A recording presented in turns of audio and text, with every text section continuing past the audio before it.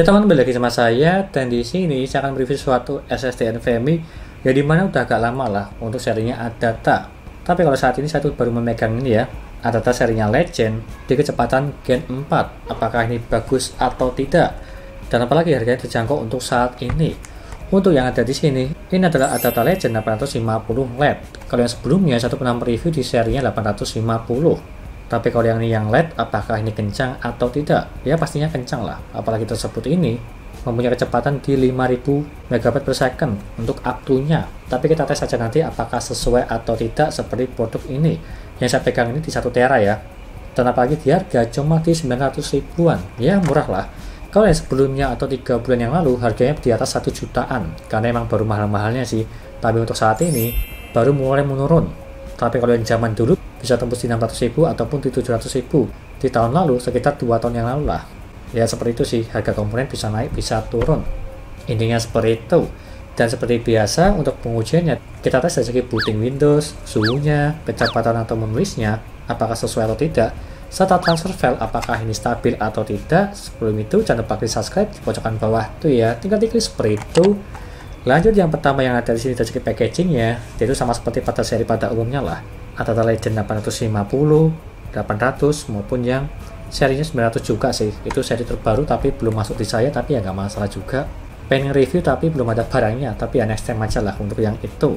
Tapi yang pertama kita fokus ke Legend 850 LED dulu, yang menggunakan PCIe Gen 4 dan tembus sampai di 5000. Dan packagingnya itu bagus, ini yang 1 tera dan juga seperti ini lah untuk penampakannya.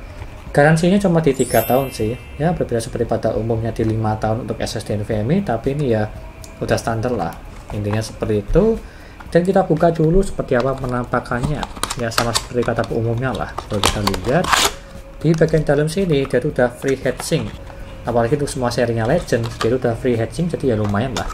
Meskipun heatsinknya dia tuh tipis, ya masih cukup-cukup aja sih. Berbeda seperti seri yang dulu itu saya review di Hikvision, dia itu tebal, tapi kalau ini cuma setipis ini aja. Sama seperti serinya 6000 LED atau 8200 seri Pro ya, setipis ini.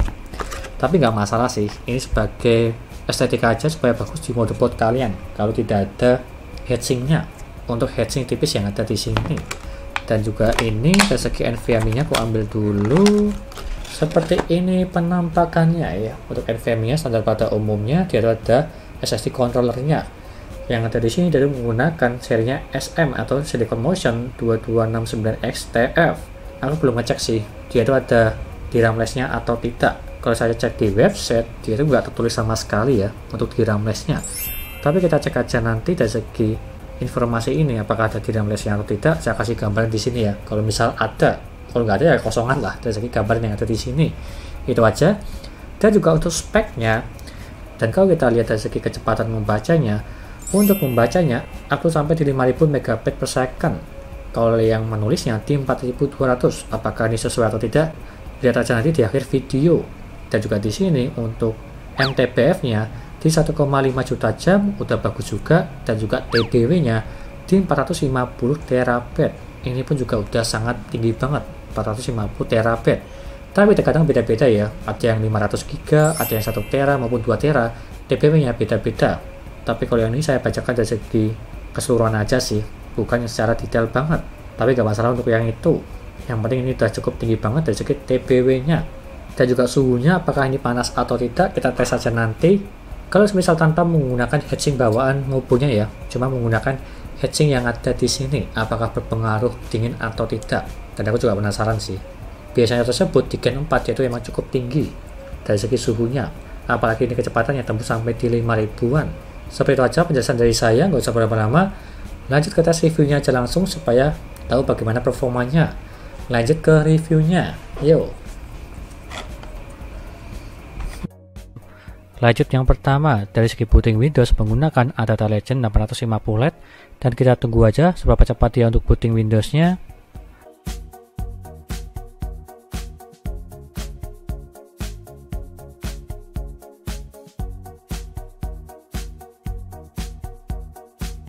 Dan dia mendapatkan di 16 detik, terbilang cepat kalau yang ini. Standarnya NVMe di 10 detik sampai di 20 detik. Tapi terkadang beda-beda. Ada yang lebih cepat, ada yang lebih lambat. Tapi kalau yang ada di sini di 16 detik terbilang ini cepat. Dan lanjut ke informasinya. Untuk Adata Legend 850 LED, dia itu menggunakan 3D NAND serta controller menggunakan Silicon Motion SM2269XTF yang tidak mempunyai DRAM. Dan apalagi DBW-nya, untuk yang 1 tera, dia itu di 250 terabyte. Terbilang ini juga udah cukup tinggi lah. Kalau yang 2 tera di 450 terabyte. Dan juga MTBF-nya di 1,5 juta jam udah cukup bagus. Dan juga udah support PS5 untuk yang ini. Dan lanjut ke pengujian Crystal Disk Mark. Untuk kecepatan membaca mendapatkan di 4699 dan juga menulisnya di 4446.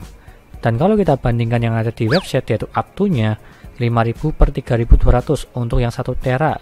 Dan kalau kita bandingkan membacanya kurang di 300-an, tapi menulisnya dia itu melebihi di 1000-an. Bisa dibilang ini bagus dari segi membaca maupun menulisnya di atas 4000-an.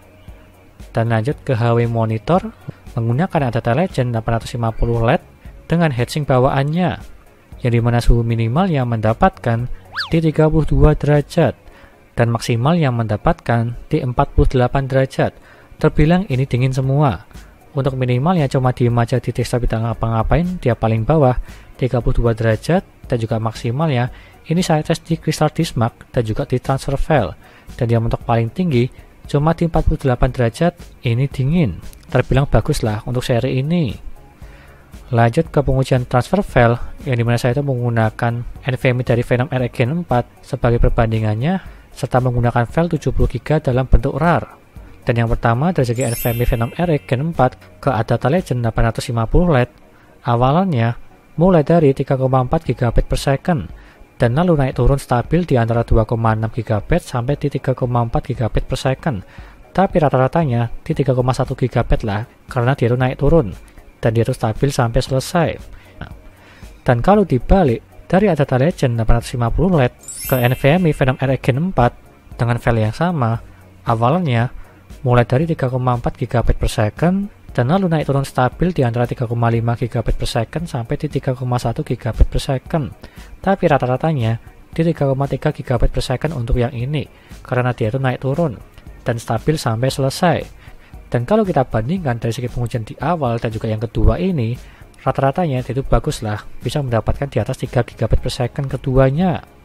Kurang lebihnya seperti itu. Dan lanjut ke kesimpulannya. Untuk yang ada di sini, apakah rekomen atau tidak? Kalau aku pribadi terbilang ini rekomen.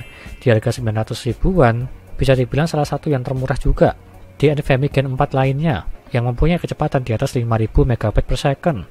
Dan apalagi kelebihan yang lainnya, membaca menulisnya dia itu kencang di atas 4000-an, dan menggunakan controller dari Silicon Motion. Serta transfer filenya dia itu stabil dan juga kencang di atas 3 GB per second, DBW-nya tinggi, dan juga support PS5. Ini udah bagus, dan juga garansi di 3 tahun resmi. Kurang lebihnya seperti itu, dan kalau berminat silahkan beli aja. Linknya ada di deskripsi untuk yang ini, Adata Legend 850 LED 1 tera. Sekian dari saya, jangan lupa like dan subscribe, dan nantikan video lainnya mengenai review-review part PC seperti contoh yang ada di sini, SSD, CPU cooler, casing, dan juga yang lainnya. Terima kasih sudah menonton.